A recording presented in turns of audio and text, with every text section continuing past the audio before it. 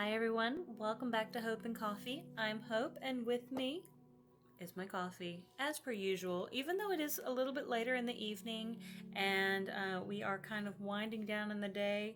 Do not call me blasphemous for drinking decaf coffee. It is the comfort of the flavor and the warmth that always resonates with my soul. So decaf for in the afternoon. I may switch to tea after this. Please forgive me. If you need to say a prayer for me, thank you. I appreciate it. But for me, I don't see anything wrong with decaf since I still get the same sort of comforting feeling. It's not about the energy for me. Probably the reason I drink coffee at this point is because I'm highly addicted to it. I have a problem. I accept it. If you talk to any of my close friends, they will tell you that I probably have a sixth sense when it comes to local coffee shops. I will know that one's around the corner. I can sense it. It's my spidey sense. But today's episode is one that I've actually already recorded that I had to go back and pretty much trash because when I started editing it, I realized that the audio had some interference. It kept I don't know, it kept crackling. So I'm trying this episode without my microphone. And we will see how it goes. I am going to record it and we will just go from there. So please hang in there with me. I am still so very new at this. I have just my Microsoft Surface tablet. I have a microphone I usually use when I'm podcasting. I have my phone, which I don't really use while I'm recording. And I literally prop it up and we just kind of go. When it comes to editing, I am still looking for some software that I can kind of afford right now. So if you have any recommendations, please let me know. I do not have a lot of disposable funds at the moment. And if this channel does well, then hopefully I'll be able to use some of those revenues to be able to put back into the channel for higher quality equipment and all those sorts of fun things. So please hang in there with me as we kind of struggle through this learning process, because I don't know where people all of a sudden gain these skills, because I have been trying to look into this for the past year of how to go about starting it, and I just don't really know. I just figure you just start recording and you just wing it, and that's what I'm kind of trying to do. So please, I apologize if this is so rough and I am not up to the standard of your favorite YouTuber yet. But I really am going to try, and I would love to have these conversations with you because, again, this channel is all about conversations. And even if it's a one-sided conversation right now, that is fine. I am willing to talk if you are willing to listen. But if you want to leave comments down below, please do. And I will try to respond. Or I think up here somewhere on the screen, I'm going to put an email address. You can always email me there. And then somewhere down here on the bottom of the screen, I'm going to try to put my Instagram handles. One related to the book club, the book podcast, and then one related to the one specific for this channel, which I hope you'll reach out in some capacity if you're interested in any of those. So please listen, follow, and it would really help me out immensely because I am literally starting at bare bones. I am so new at this and would love your support if you think I'm doing a halfway decent job. But today's episode, to get into it now that we've had a big long spiel, is about the second book in Brandon Sanderson's secret novel, releases. So the Frugal Wizard's Handbook for Surviving Medieval England is the second one that just released. And this was one, the reason I got this early is I was one of the ones who kickstarted helped with the Kickstarter. It was one of the biggest Kickstarters that Kickstarter has ever had, and I am not surprised due to Brandon Sanderson's following as a writer and as an author. He is also a podcaster, he is a teacher, he is a father, he is a husband.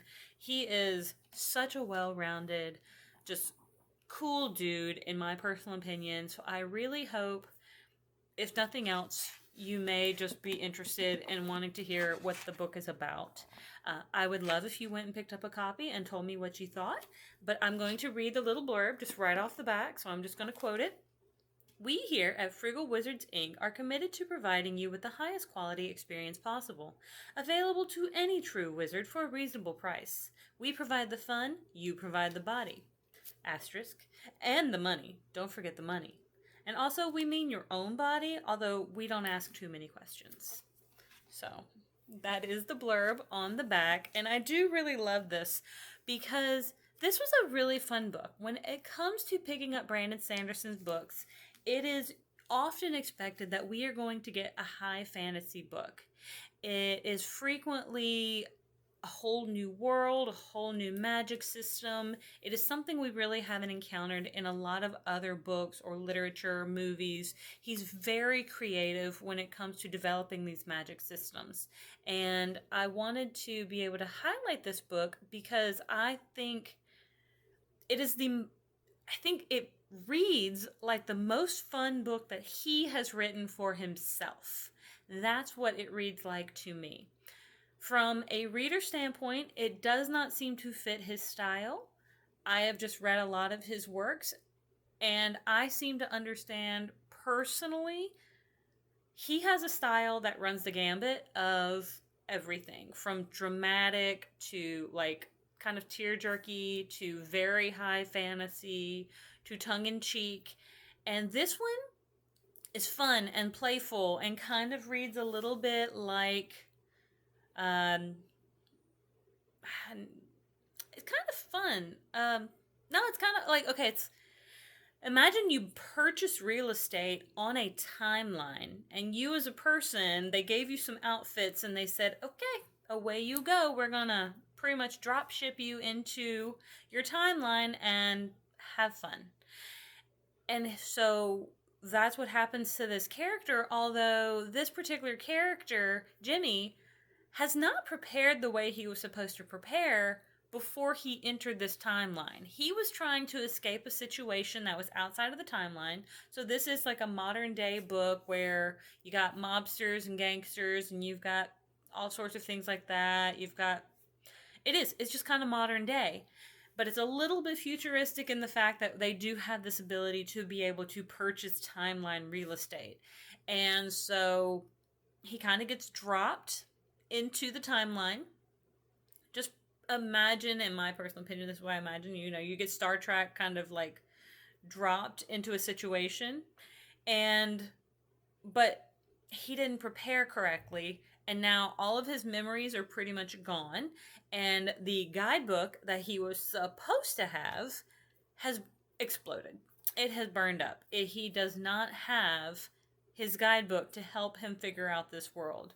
So he doesn't remember who he is. Now he doesn't have the tools in order to be able to survive, and he's struggling.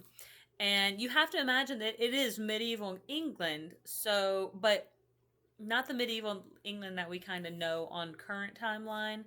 One that still has some magics involved. And when I say magics, I'm talking like Odin is present and some of the other gods are present, and we've got Vikings present, and elves are real and wizards are kind of real, and he's trying to convince everyone that he's not a fake. But that's what the book is kind of about. I just really wanted to highlight the fact that this book didn't get the greatest reviews on Goodreads, and I think for the simple reason that a lot of the audience that tends to read Brandon Sanderson probably did not expect this sort of novel to come out of him.